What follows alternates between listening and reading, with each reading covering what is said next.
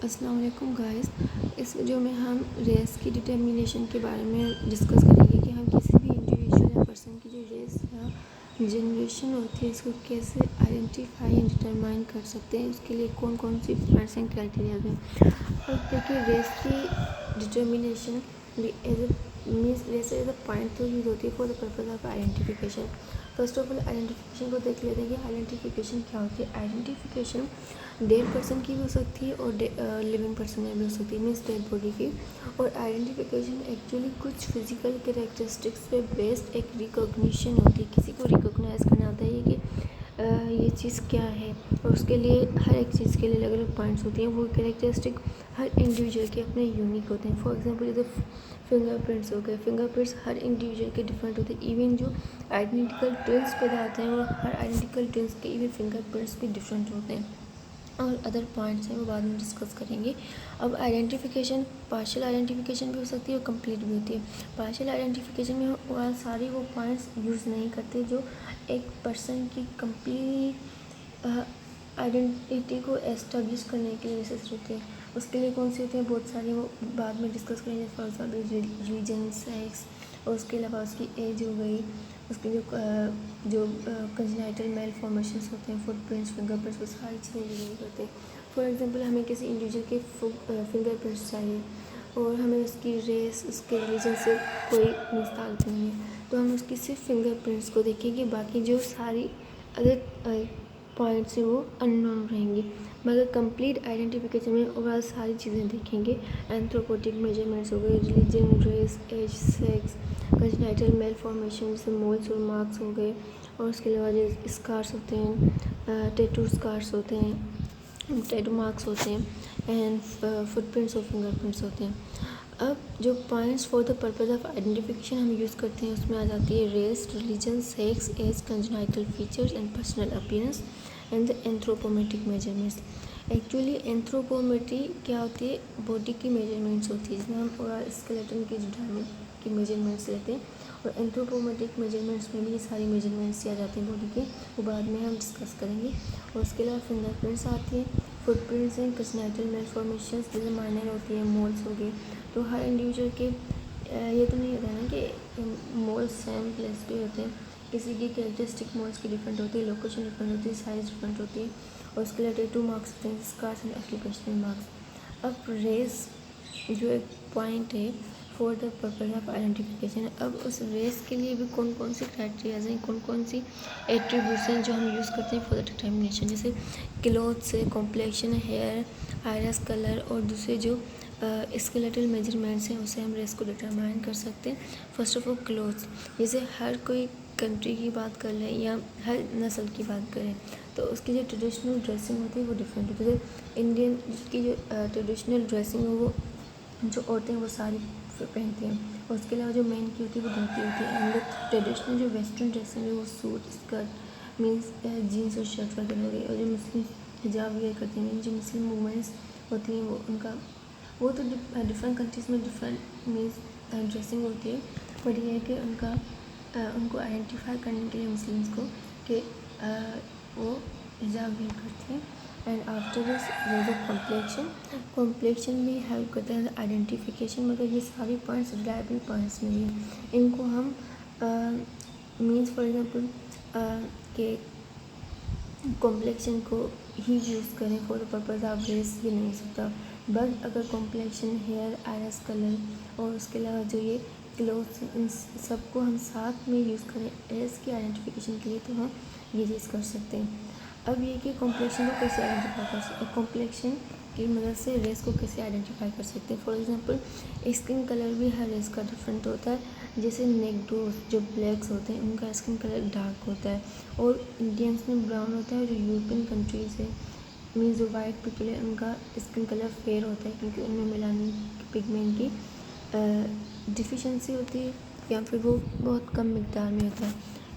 इसी लिहाज से हेयर कलर भी मेलानिन पर डिपेंड करता है। जैसे इंडियंस में जो हेयर कलर, वो इंडियंस के जो हेयर होते हैं वो ब्लैक, लॉन्ग और फाइन होते हैं, इतने थिक नहीं होते। और जो चाइनीज़ और जैपनीज़ और मोगलाइज में जो आते हैं उनके हेयर कलर ब्लैक और थिक होते हैं। बाकी जो यूरोपियंस की हेयर है उनका डिफरेंट कलर है, या तो फेयर हो सकते हैं, ब्लैंड कलर के हो सकते हैं, जो गोल्डन कलर के होते हैं, और ब्राउन, रेडिश, और उसके अलावा उनकी कोई भी लेंथ हो सकती है, शॉर्ट, मीडियम या लॉन्ग। और अब आ जाते हैं आइज़ पे, आयरस कलर पे। आयरस कलर की भी वेरिएशन है, मगर ये फिक्स्ड पॉइंट नहीं है। मींस इस कलर में वेरिएशन कॉमन है। जैसे लिखा हुआ है कि जो इंडियंस है उनका ब्लैक या ब्राउन आयरस कलर होता है, बट उसके अलावा मीन्स मोस्ट ऑफ जो पीपल हैं उनका ब्लैक और ब्राउन होता है, और नेग्रोस उनके मोस्टली ब्लैक होते हैं। मगर जो यूरोपियन कंट्रीज़ हैं उनमें मिलाने की थोड़ी डिफिशेंसी की वजह से उनके हेयर जो फेयर और रेडिश और ब्राउन कलर के होते हैं, और इस लिहाज से उनका जो आयरस का कलर होता है वो ब्लू या ग्रे कलर होता है। मगर इसमें वेरिएशन कॉमन है। जैसे ये लाजमी नहीं है कि इनका कलर ब्लू और हर किसी का कलर ब्लू और ग्रे हो, या मंगोलाइज जो होते हैं उनका कलर ब्लैक ही, वायरस का उनका भी कलरफुल हो सकता है। उसके अलावा लिप्स की बात करते हैं। लिप्स भी हेल्प करते हैं आइडेंटिफिकेशन में। जैसे जो अफ्रीकन पीपल्स होते हैं, जिनको हम नेग्रोज या ब्लैक्स बोलते हैं, उनके लिप्स एक तो पिंक नहीं होते, डार्क लिप्स होते हैं, थिक होते हैं, और थोड़े एवर्टेड होते हैं, फॉर एग्जाम्पल बाहर की तरफ निकले होते हैं। बाकी जो यूरोपियन कंट्रीज़ या मंगोलाइज उनके लिप्स इतने ब्लैक नहीं होते, और ना इतने थिक होते हैं। रिलीजन की बात करते हैं कि रिलीजन भी हेल्प करता है आइडेंटिफिकेशन में, कि हर रेस का अपना रिलीजन होता है। कुछ क्रिश्चियन होते हैं, कुछ हिंदूज होते हैं, कुछ मुस्लिम्स होते हैं। और फॉर एग्जांपल जैसे उनकी ड्रेसिंग में डिफरेंट होता है। हिंदूज में वही हमने बात की कि जो औरतें वो साड़ी केयर करती हैं, एंड जो मेल्स हैं वो धोती पहनते हैं, एंड जो हिंदू वुमेन्स हैं वो वर्मिलियन जो रेड कलर का पिगमेंट होता है, वो इसको हम सिंदूर भी बोलते हैं, वो अपने फोरहेड पे लगाती हैं। और नोज़ रिंग्स हम हमेशा उनकी किस्में होती हैं जो लेफ़्ट साइड या left ala of the nose होता है उसमें पहनती हैं। बाकी जो मोहम्मदियंस जिसको हम मुस्लिम्स बोलते हैं, और वो हिजाब कैरी करती है, एंड उनकी ड्रेसिंग में वही trouser, salwar kameez. For example अगर बात करें, मोस्ट ऑफ कंडीशन में वही चीज़ आ जाती है, एंड वो कभी भी वर्मिलियन पुट नहीं करती फोरहेड पे। और उसके अलावा जो नोज़ रिंग्स होती हैं उनकी राइट साइड ऑफ नोज़ में मीन्स पहनती हैं वो। और इसके अलावा जो रिलायबल मीन्स पॉइंट्स हैं जो हमें रेस की डिटर्मिनेशन में हेल्प करती है, वो है हमारा स्केलेटन में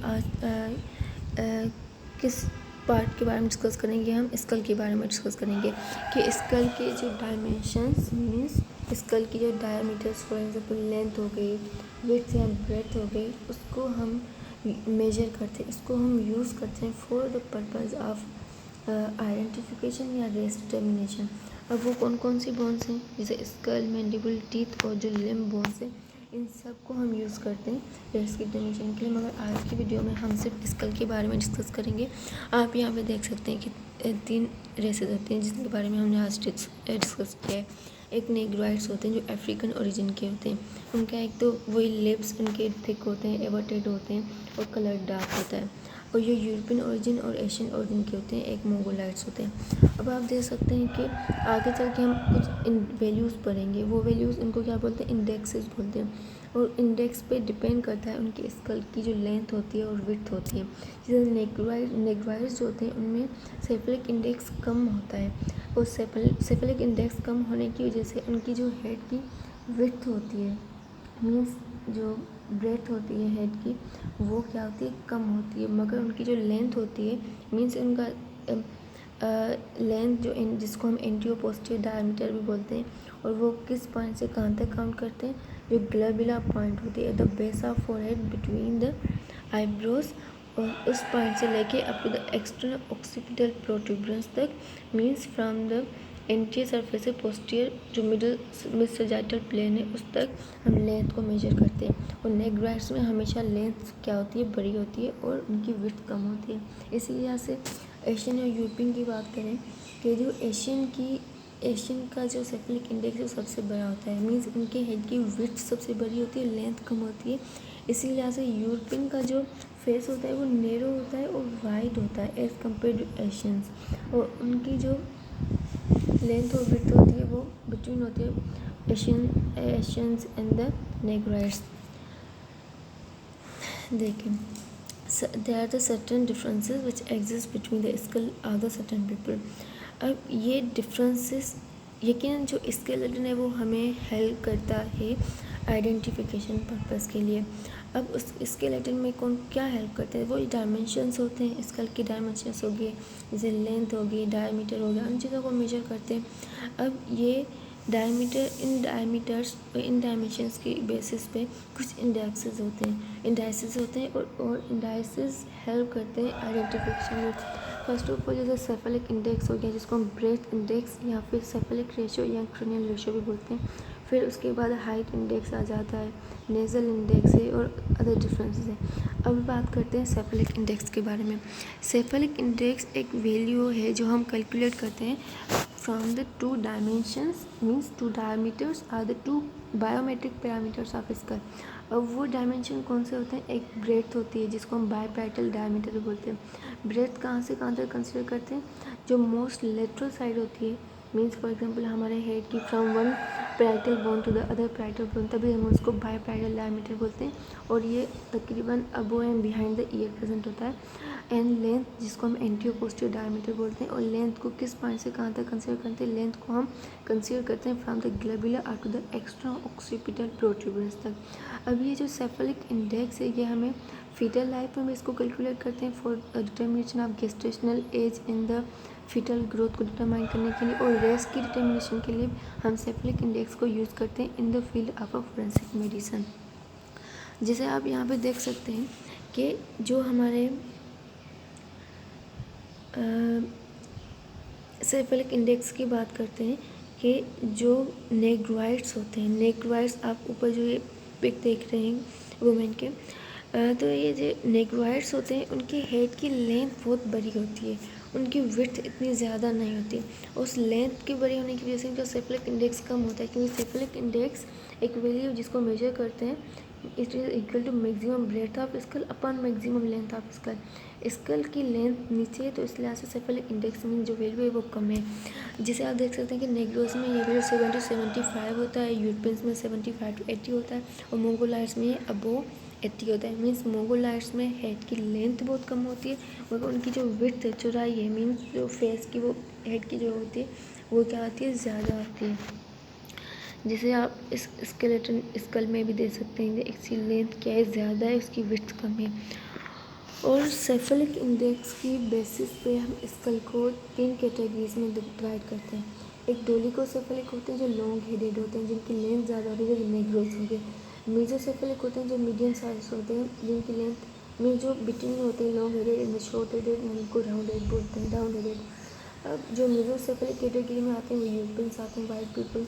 और ब्रेडीसेफेलिक में ये एशियन कंट्रीज़ में, ये सारी चाइनीज़, कोरियंस, ये सारे जो कंट्रीज़ हैं ये आ जाती हैं। नेटिव अमेरिकन्स हो गए, मीन्स जो मंगोल वाइट्स हैं वो ब्रेडीसेफेलिक में आते हैं। और उनके हेयर्स क्या होते हैं, उनकी लेंथ भी ज़्यादा नहीं होती, उनकी विड्थ ज़्यादा होती है, तो इस लिहाज से वो फेस में इसका राउंड अपीयरेंस देता है, तो इस लिहाज से हम उन्हें राउंड हेडेड या शॉर्ट हेडेड भी बोलते हैं। और उसके अलावा आता है height index. First of all हमें यह पता होना चाहिए कि हाइट ऑफ स्कल को किस पॉइंट से किस पॉइंट तक मेजर करते हैं। जो हमने पढ़ा होगा ईयर के बियॉन्ड मेस्टोइड प्रोसेस प्रेजेंट होता है। मेस्टोइड प्रोसेस की टिप से लेके अप टू द ब्रेगमा। अब ब्रेगमा क्या होती है, वो भी एक एनाटॉमिकल पॉइंट होती है जो शो करती है intersection of coronal suture and sagittal suture. Means जिस पॉइंट पे कोरोनल सुचर सजाइटल सुचर एक दूसरे से मिलते हैं उस पॉइंट को ब्रेगमा बोलते हैं। और ब्रेगमा फीटल लाइफ में इंटीरियर फ्रंटल को शो करती है। अब हाइट ऑफ स्कल को हम ब्रेगमा से लेकर tip of the mastoid process तक मेजर करते हैं। तो इस हाइट के बेसिस पे हमारे पास एक हाइट इंडेक्स है। हाइट इंडेक्स भी वही वैल्यू होता है height of skull and the length of school का, जिसमें क्या करते हैं वही हम हाइट ऑफ स्कल को डिवाइड करते हैं with the length of school and multiply करते हैं दोनों को विद 100 के साथ। अब वही चीज़ है कि हाइट इंडेक्स में भी अगर लेंथ ज़्यादा होगी तो हाइट इंडेक्स कम होगा। और जैसे जो नेग्रोज हैं उनका हाइट इंडेक्स 72 होता है, और जो यूरोपियंस 71 अबाउट होता है। और उसके अलावा 75 मंगोलाइट्स का होता है, क्योंकि उनकी लेंथ कम होती है, हाइट ज़्यादा होती है। And then after this there is nasal index. Nasal index की बात करते हैं कि नेज़ल इंडेक्स में 2 डायमेंशंस यूज होते हैं। एक नेज़ल जो अपर्चर होता है, आउटर जो नेज़ल ओपनिंग्स होती हैं उनका, एक तो हम विड्थ हम यूज़ करते हैं और उनकी एक हाइट यूज़ करते हैं। मीन्स ये दोनों चीज़ें डायमेंशन चाहिए होती है नेज़ल इंडेक्स फाइंड करने के लिए। It is obtain by multiplying the width of nasal aperture by the 100 and by dividing it with the height of nasal aperture. आप लोगों ने देखा होगा कि नेज़ल इंडेक्स जो होता है वो नेग्रोस का ज़्यादा होता है। इसका मतलब ये क्या है, नेज़ल इंडेक्स ज़्यादा होगा मीन्स नेज़ल विड्थ ज़्यादा है, मीन्स वो नेज़ल अपर्चर ज़्यादा वाइड होंगी, उनकी हाइट इतनी ज़्यादा नहीं होगी। जो नेग्रोज होते हैं उनकी जो नेज़ल ओपनिंग्स होती हैं वो वाइड होती है as compare to Europeans and the mongoloids के। तो इस लिहाज से जो नेग्रोज हैं उनका nasal index as compare to European and the mongoloids होते हैं वो ज़्यादा होता है। It's all for today. Thanks for watching. Please subscribe this channel for more videos.